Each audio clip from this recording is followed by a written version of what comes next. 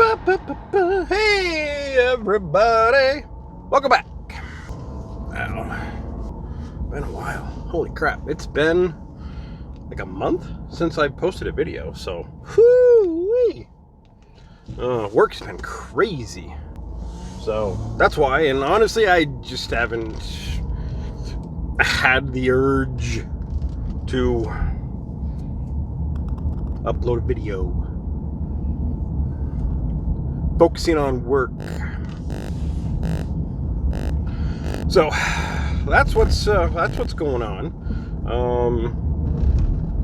But up to 325 subscribers, so thank you guys all so very much. I truly appreciate it. Absolutely. And so I figured it. So today I'm going to, I got some sales stuff I got to do for work, a couple places I got to stop, and figured I would give you guys an update what's going on, a couple things that have happened, and I am going to stop someplace for lunch. I haven't decided where yet, but that'll be another video, kind of a thing. So, all right, well, let's do this. So what is new with me? Now let me adjust my seat a little bit here, and that's better. I think that's better. Yeah, it's a little more comfortable. So what is new? So let's see, I sold my boat, got rid of the little red boat. It was in, I think, my last fishing video. Bought a pontoon boat. So, yay! Pontoon boat. That way, beautiful wife can actually come out on the water with me. She called the other boats her death trap. The floating death trap, I believe, were her words. And then I'm going to do a lot of talking because I had this one individual. Sit Down Dog Breath, I think was the name. He posted on my concealed carry one. You talk too much, dude. Well, dude, what am I supposed to do on a video? Sit there and just look at something? Just look at you? I mean, come on. What the hell am I supposed to do? So, oh yeah. So,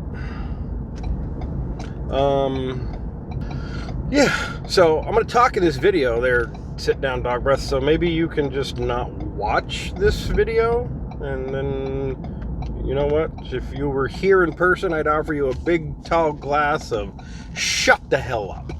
That's what I would give you. A big, tall glass of shut the hell up. So, alright. Okay, so, got gas and totally forgot to shut my gas cap. Anyways, who we talking about? Oh yeah, that was a Sit Down Dog Breath dude. You can, yeah, have a tall glass of shut the hell up. Of course I'm gonna talk in my videos. What else you want me to do? Jeez Louise.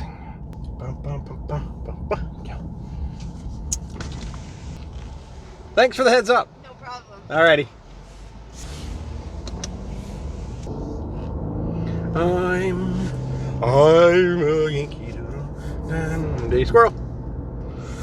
Okay, so back to, I'm probably gonna leave some of this in for like some blooper end reel stuff. So, anywho's back to what I'm talking about. So, pontoon boat, got a nice 1998 Sweetwater pontoon boat, great shape. Managed to, it was one of those, we looked for a couple days, and you know, if anybody has been out looking at for any recreational stuff, RVs or boats, ATVs, that kind of a thing, you know, pickings are slim, and it's been one of those years. So yeah, so we got lucky and found this great boat, great shape, runs like a champ. So I'll bring you guys along on that and give you a tour if you're interested. If not, then you know, I'll probably still do the tour and you don't have to watch the video. So there's that. So we got that, and then work. Yeah, work's been busy as heck. Planning a couple of trips for next year. Gonna go down to Florida at some point next year and visit the House of the Mouse. So that'll be fun. And yeah, that's it. Yeah, so that's kind of what's new. Work's busy, life goes on. Same old thing as I'm sure most of you out there are dealing with. So what do we got next? Oh yeah, so 911 in Vermont. So this is, if you want to live in Vermont, you want to move to Vermont, you're visiting Vermont, any of those things, and you are not in a, I'm going to say, major city like Chittenden County, like if you're not in like Milton or Burlington, Winooski, a town that has its own police department. So if you're in kind of a rural area, if you're camping, you're renting an Airbnb, kind of trying to get away, or you're going to move someplace, and you're in a town that does not have your own police force. Typically, coverage is by state police and the sheriffs, but the sheriffs contract out. They get paid to provide coverage. So I'm in Franklin County, where the cows outnumber the people. Rural area. Most of it's rural. So, got woken up probably about 3 weeks ago, I think. Yeah, 2-3 weeks ago. Anyways, doesn't matter. So, one of my dogs was growling, woke me up, and I could hear, had the air conditioner on actually, and I could hear shouting outside. I'm like, oh, what the hell? So, go downstairs, and I'm looking out the window, and I see there's like 4 people. 3 people are kind of involved in a physical thing going on. 1 person is standing there, kind of watching, and open a window because we had the air conditioning on because it's been a little bit hot, and for the dogs we keep the air conditioning on. And so I open the window and I hear, "I don't want to hurt you, get off of me." And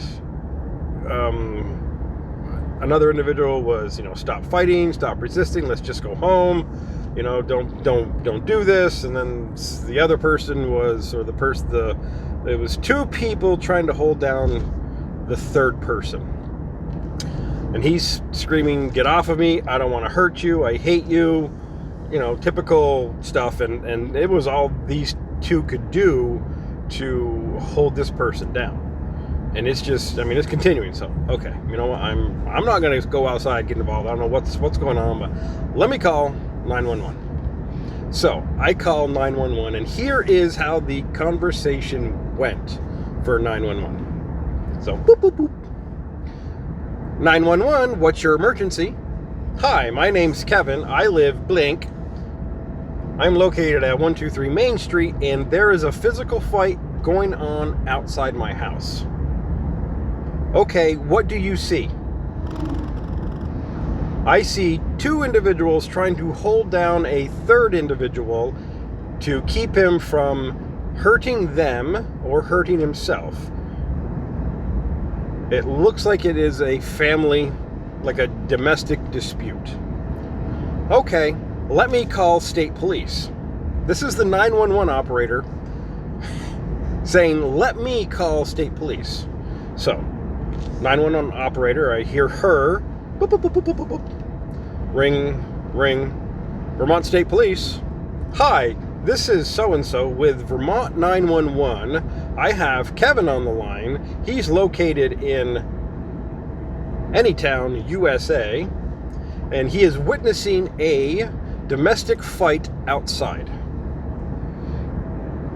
State police dispatcher says, oh, well, we're not covering that area tonight. Let me call the sheriff's department.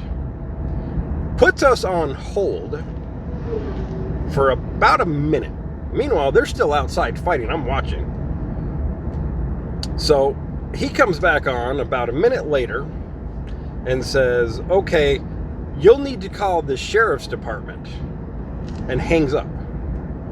So 911 operator calls the sheriff's department, which I actually have that phone number programmed into my phone. I thought calling 911 would be faster.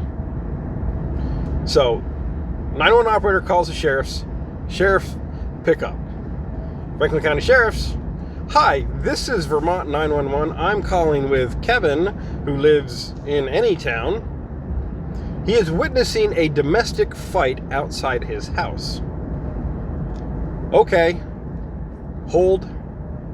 Puts us on hold. Gets back on about 20 seconds later. Yes, we've received several other calls. We have a deputy on the way. Okay. So they hang up, and then I asked 911, I'm like, well, do you need anything else from me? She's like, no, I think we're all set. Okay. So that whole conversation of me calling 911 for an emergency took 4.5 minutes before it got settled. I mean, you call 911, you have an emergency, you need somebody there. It's not, but for state police to say, sorry, we're not covering that area. Well, what the hell? And then I've actually had issues where I've called the sheriff's department directly, because it wasn't an emergency, but it was like, okay, we got some kids who are here, and you know what, they're doing a little bit of they're kind of rowdy, they're destroying some stuff, they're ripping some flowers out and all that kind of a thing. Kids are, they're vandalizing a little bit. Not a major emergency, but I've called the sheriff's department, and the sheriffs have said, oh, you'll need to call state police. We're not covering there tonight. What the hell? So, back to the story. So, takes another probably about 3 to 4 minutes before a sheriff shows up. So, we're 7, 8, 9 minutes since I first called 911. So, we're 9 minutes into this. Sheriff shows up by himself, starts talking to the individual. Individual was inebriated and says, the sheriff's just trying to calm him down, trying to diffuse the whole situation, kind of a thing, and the individual was having none of it. The sheriff's like, look, let me just, I get the handcuffs on you, we'll talk this through, this is for your safety, my safety, everybody else's. And this individual says to the sheriff, bro, you're gonna have to tackle me if you want to put those effing cuffs on me. Sheriff's like, no, we don't want to do this. And the individual is like, I told you, you're gonna have to take me down if you want to put the cuffs on me. So a scuffle ensues. Sheriff tries to grab the individual's hand to put the cuffs on him. Individual resists and actually starts kind of fighting with the sheriff, and the sheriff took him down. And I'm across the street, I'm watching this, and anytime the sheriff tried to, so he got this individual on the ground, he's on his back. The sheriff is on top of him, he's got him face down, he's on top of him. And I can see this individual keep trying to reach for the sheriff's gun belt.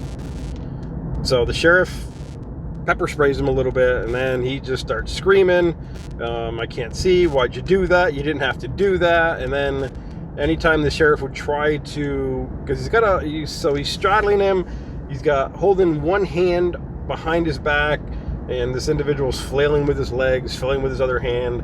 And as soon as the sheriff would try to grab the other hand to at least get him handcuffed, he would flail around a little bit and continue to grab for the sheriff's gun belt. So I watched this. Sheriff would try to go to his radio. As soon as he would go to radio, this individual would go for the gun belt. And it was almost like he knew what he was doing. He was waiting for the sheriff to kind of relax just a little bit and then would start flailing, reaching for the gun belt, kind of a thing. So 5 or 6 minutes I'm watching this, and the sheriff cannot call for backup. He just absolutely cannot do it. So I go outside, I go across the street, I'm watching. Sheriff sees me, and he makes eye contact with me. The other three individuals are kind of over by the sheriff's cruiser. So I asked the sheriff, I'm like, do you need help? He's like, yes. Can you get on his legs? Sure.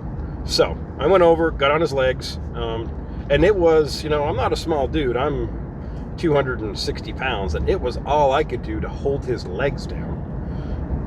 Just kept fighting over and over and over, wouldn't stop fighting. So, and anytime the sheriff kept trying to go for his radio to call backup, he would the individual would flail around and slap at the sheriff and everything. So finally the sheriff tells the other individuals who are there to call dispatch and tell them that he needs help. So they call 911. And it took them like 4 or 5 minutes to get through to the sheriff's department to actually request help. So they do that. We're trying to hold this individual guy down. Of course, everyone's a kid to me because I'm, a little bit older. And it took probably another 5 or 6 minutes, and then wasn't a sheriff, it was a police officer from another city showed up. So he took over for me. I got up and I went across the street and kind of went inside, because pepper spray tends to kind of linger, and it was eyes, the ears, throat kind of a thing, were irritated from it. So sheriff showed up, and then they're holding him down, and then all of a sudden, I guess word got out. There was 2 border patrol showed up, another sheriff, 3 state police cruisers or explorers, and so it was border patrol, another sheriff, St. Albans City Police, and then 3 cruisers, and then 3 Vermont State Police all show up. They requested the ambulance for him. I guess talking with the sheriff who came by afterwards, he said the kid continued to fight. The guy continued to fight in the ambulance. They had to really restrain him. He was drunk. He was on something. It was a domestic thing, and yeah. So the whole point of this long, convoluted story was 911 in Vermont. You can't count on them being timely. So if someone's breaking into your house, you need to be able to protect yourself, because 911 is going to be probably, unless you've got a sheriff or a state trooper who is right in the, think about it. It took me 4 or 5 minutes on 911 just to get to the right department that was covering the area.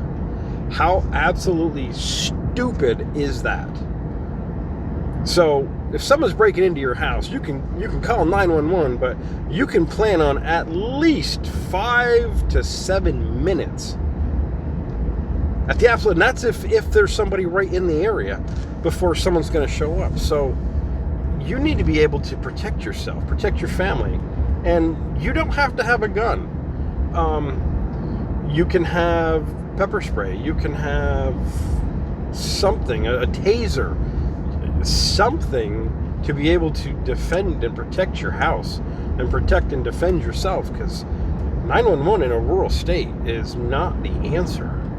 If you're in Burlington, sure, you're going to call 911. 911's going to go right to Burlington Dispatch, and they've got officers on almost around the clock. They've had the whole defund the police movement. They've really cut back on the nighttime daylight coverage. They've only got a few at night.